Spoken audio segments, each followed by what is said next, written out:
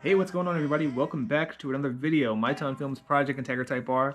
In today's video, we're going to be talking about how much it costs to import an Integra Type R in 2021.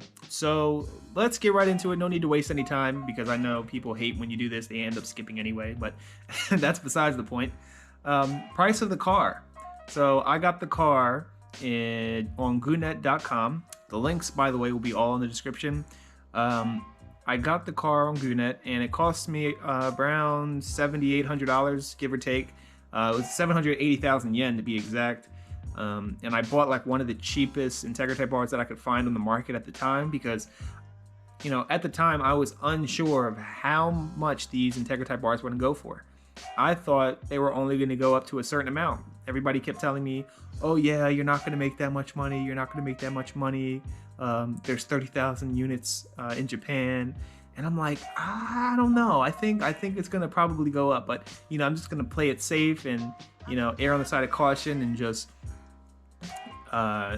get a cheap Integra Type R. That way, in case this becomes a complete flop, it won't, you know, completely break the bank. So that's how much the car costs. Total, it costs around $9,900, a little under $10,000. And then I had to pay 22 months of storage, which was $75 each month, but I just paid it, you know, all together up front. And then I paid for the export fee, which was basically getting the car shipped from Japan to the United States. That cost $2,000. Now, usually it's about $1,500 through most companies, but I guess this company, Garage Defend, I guess that money kind of went into dealing with the paperwork and kind of just for profit, whatever. Doesn't really matter. You know, everybody's got to make some money. It's a business at the end of the day, so I understand. The upfront cost that I had to pay was $13,787 upfront before, you know, anything else really happens. Next up is the business fee. The business fee is actually, I think, the first thing that you pay for when you're buying a car through any of these companies. I went through Garage Defend, if you don't know already. Link's going to be down in the description if you want to get a car from them. They charged me a $1,000 business fee just to kind of, as you know, security deposit, just in case I tried to, you know, mess anything up or, you know, not go through with the deal. I already gave them $1,000, so I'm pretty committed to getting this car. So that business fee, I'm pretty sure, goes into the cost of actually getting the car from wherever in Japan to their dealership. And, you know, towing a car across the country is never cheap, so I'm sure that cost some money, and that kind of went into the business fee, so I understand that. So that was first paid, and then the $13,787 was paid. Next, I had to pay for a detail. So the car sat outside in a lot for 22 months. And, you know, a lot happens over that time. The car kind of looked a little grimy, a little dirty. So he asked me, you know, do you want to get the car detailed? You know, customs might give you a hard time if the car is really dirty. And I said, you know what? Sure, why not? You know, $500, no biggie. So we did that, and it looked amazing. Here are some pictures of the car. If you want to see it after it was detailed, it looked phenomenal. He went above and beyond to get this car looking mint, and I couldn't be happier. So that was awesome. And then once the car got here, I had to pay $890 in import fees. Now they actually charged me a little bit more because they were supposed to charge me on the cost of the car, and they charged me on the cost of the price of the car, the export fee, and the storage, which was $13,787. So that kind of sucked, but it's whatever. You know, it is what it is. So that brings our grand total to get the car into the United States, $16,227 after 2 years of storage. It gets a little deeper than that because I didn't just bring the car in and just let it sit in the lot in the port because, well, you can't do that. So you need to go get a U-Haul, you need to go get a trailer, whatever you got, and you got to get that sucker out of there, and you got to pay for taxes at the DMV. So DMV sucks. I hate the DMV. Hate going there. They charged me $403 to get a title and to get registration and I think a few other things. The taxes. I had to pay taxes on the car because, well, when you buy a car overseas, you got to pay taxes on it, even though you paid taxes on it bringing it in. and I pay taxes on buying the car. It's just like taxes, taxes, taxes. Kind of sucks. So I paid $403 on that, and then I had to get my export certificate translated. Like I said, guys, if you need information, it's all in the description. That cost me $55. The Twic Escort, I always have trouble saying that. It's so hard. That cost me $65, and basically what that is you can't just walk onto the port and just get your car and leave. Like, you have to, somebody has to be with you, and they have to see what you're doing, making sure you get the right car, making sure you're not stealing anything. It's really silly, but it's really silly, but at the end of the day, everybody's got to make money, right? So I had to pay $65 for that. And then, I don't have a pickup truck, I don't have a trailer, so I just went to U-Haul, got a U-Haul, and then I think it ended up costing me $150 for that. So to get the Integra Type R to my house, delivered to my door, cost me $16,900. But it doesn't stop there, unfortunately. The stickers were terrible. They looked really beat up, but I said, you know what? I can still get Integra Type R stickers. They're no longer, they're not discontinued or anything, so I don't have anything to worry about. So that cost me $180. I also got a championship white touch-up pen because there were some mistakes in the paint that I wanted to fix. So I got that to kind of hide some of the blemishes. And then I bought some more paint to fix up the wheels.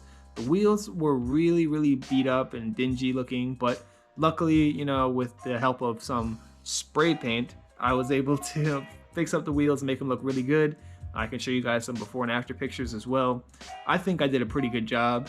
And the center caps, I kind of just, resprayed those and put stickers on. Not OEM stickers, but it was like OEM, it was like an OEM-H logo, I think.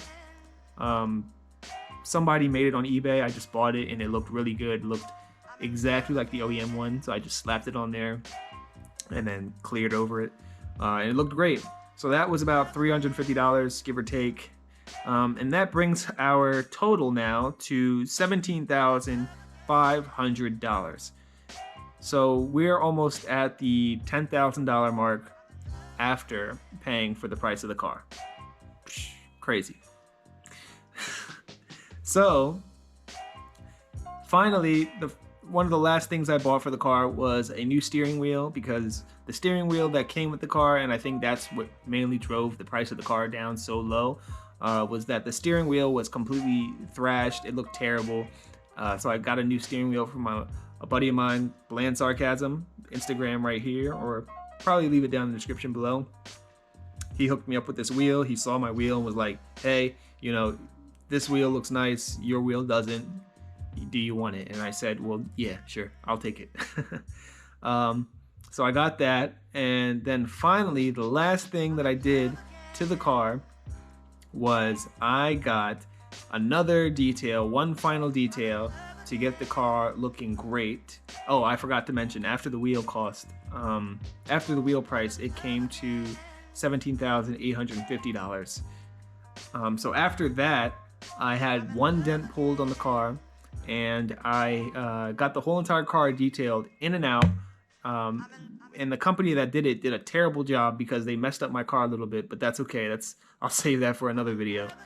So that brings the grand total of this car to $18,275 to get it looking like, that, which you guys, saw up until it was about to be sold. So, people look at me crazy and they say, okay, so you spent all your money on this car and you think you're going to get X amount of dollars for it? And I say, yeah, I think I will. And when I made this breakdown, because I made this breakdown months ago, back in July, I predicted the estimated sale price for this car was going to be $25,000 to $30,000.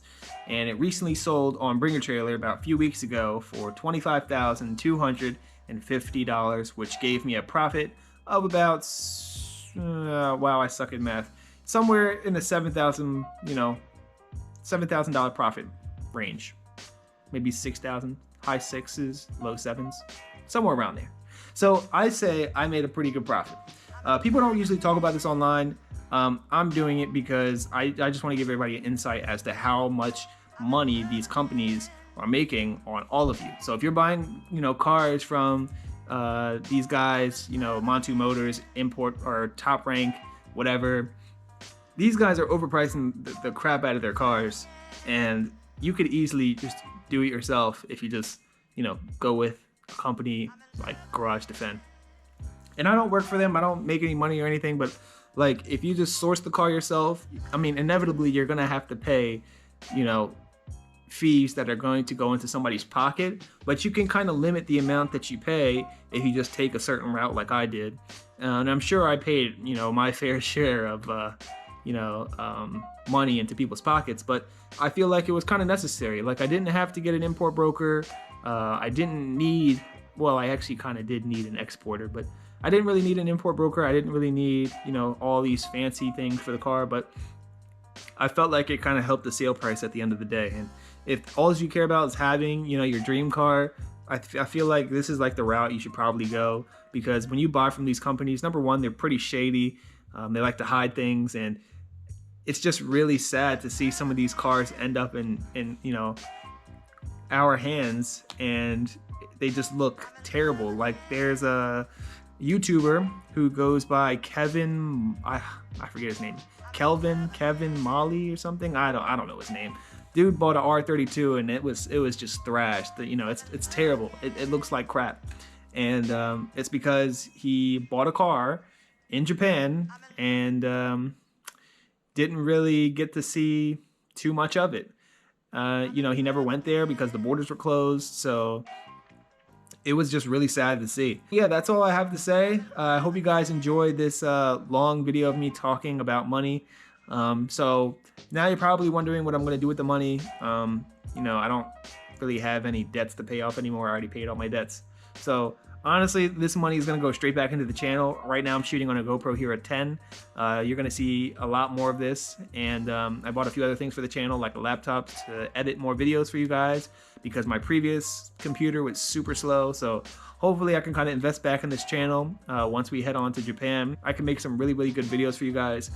And that's pretty much it. The rest will just go into just regular living, I guess.